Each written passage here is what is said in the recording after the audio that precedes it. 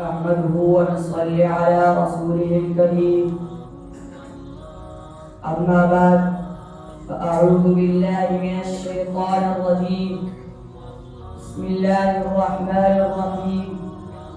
واتخذوا من مقام إبراهيم مصلى. وقال تعالى في مقام آخر: ولا تقولوا لمن يقتل في سبيل الله أموات بل أحياء ولكن لا تشعرون.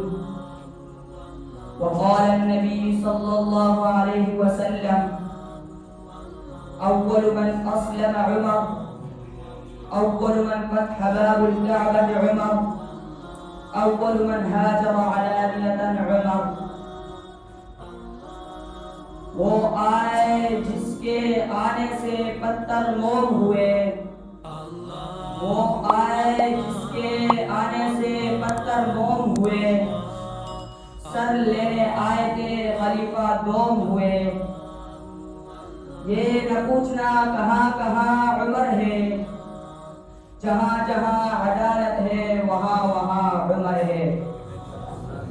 محترم صدر جلسہ و معزز سامعین، السلام علیکم ورحمۃ اللہ وبرکاتہ. آج میری تقریر کا موضوع بڑا اہم، اکرم، اعظم، اشرف، افضل، اعلیٰ و بالا ہے، جو سیدنا عمر فاروق کی سیرت مبارکہ کے عنوان سے معین ہے. سامعین گرامی، عمر فاروق ہی وہ واحد شخص ہے جو آیا بھی قرآن پڑھتے ہوئے، روانہ ہوا تو بھی قرآن پڑھتے ہوئے. قدرت کا عجیب کرشمہ ہے، ایک طرف نبی آپ زمان عمر کے حق میں دعا فرما رہے ہیں، دوسری طرف عمر آپ کے قتل کے لیے نکل پڑے ہیں. رب عالم عرش کی کرسی پر بیٹھا مسکرا رہا ہے کہ اے عمر، تو میرے پیارے نبی کو قتل کرنے نہیں بلکہ خود کو اس کے خاطر قتل کروانے نکلا ہے. سامعین محترم، سید الابرار نے دعا کی: اللہم اعز الاسلام باحد العمرین. اے اللہ، تو انتخاب کر ابو جہل کو مسلمان کر یا ابن خطاب کو. میں سمجھتا ہوں میرے نبی نے عمر کو نہیں مانگا، اسلام کی طاقت کو مانگا.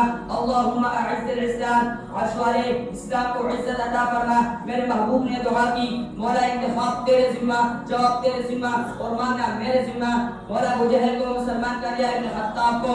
آسمان لرز گیا، فرشتے بلبلا اٹھے، پروردگار فرمانے لگے: اے میرے محبوب پیغمبر، میرے لاڈلے پیغمبر، تیری دعا عرشید کر پہنچ گئی. اب میں انتخاب کروں گا. میں نے ابو جہل کے دل کو دیکھا، وہ مردہ افسردہ زندگی بے دین بدترین لعین ہے، وہ تیرا دشمن ہے. میں ابو جہل کو کتے کی موت مرواؤں گا، لڑکوں کے ہاتھ قتل کرواؤں گا، اس کے گلے میں لعنت کا توق ڈالواؤں گا. اے میرے محبوب پیغمبر، تیری دعا پر میں عمر کو تیرے دروازے پر لاؤں گا، استقبال کرواؤں گا، نعرہ تکبیر لگواؤں گا، خوشی منواؤں گا، عمر سے کلمہ پڑھواؤں گا، عمر سے کلمہ پڑھواؤں گا، اسے فاروق اعظم بنا دوں گا، اسے تیرا خلیفہ بنا دوں گا. اے دلبر، تیرے بعد اس کے ہاتھ سے دین کا جھنڈا لہراؤں گا، چاہتا کہ عالم اسلام کا چرچا کرواؤں گا.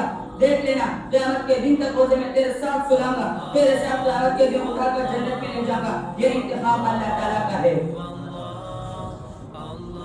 جناب قدر حاضرین، سیدنا عمر فاروق کے دور خلافت میں اسلام نے وہ ترقی کی اور انہوں نے اس جان پیشانی سے اسلام کی خدمات انجام دیے کہ آج تک دنیا اس کی مثال لانے سے قاصر ہے.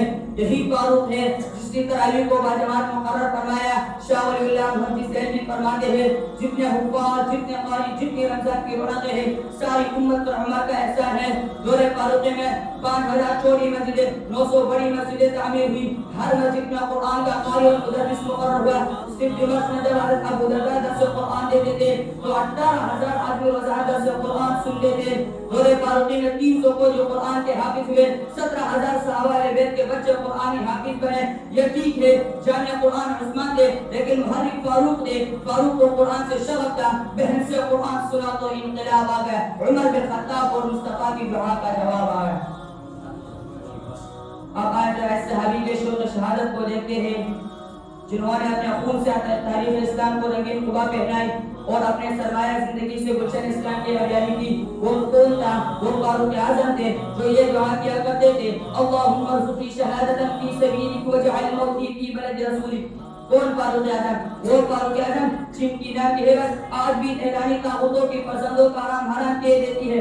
آج 1400 برس گزر جانے کے بعد وہ چیخ چیخ کر کہتے ہیں: عمر کو خلافت نہیں ملنی چاہیے تھی، عمر کو اقتدار نہیں ملنا چاہیے تھا. انہیں آج بھی اپنے ایوانوں اور مکانوں میں عمر کی گرنے کی دمک، تلوار کی چمک اور قدموں کی چاپ سنائی دیتی ہے. ان کی دلوں کی دھڑکن آج بھی عمر کے خوف سے بے اعتدال ہے.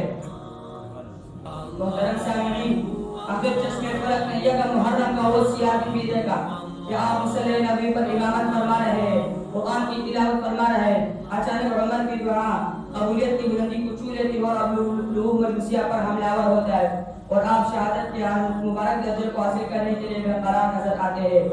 جاتے جاتے عشق و محبت عبد الرحمن کو خلیفہ بنا کر عشق و محبت کا وہ بے مثال سبق دیتے ہیں کہ عمر کی جان جائے تو جائے لیکن محبوب کی نماز نہ جائے.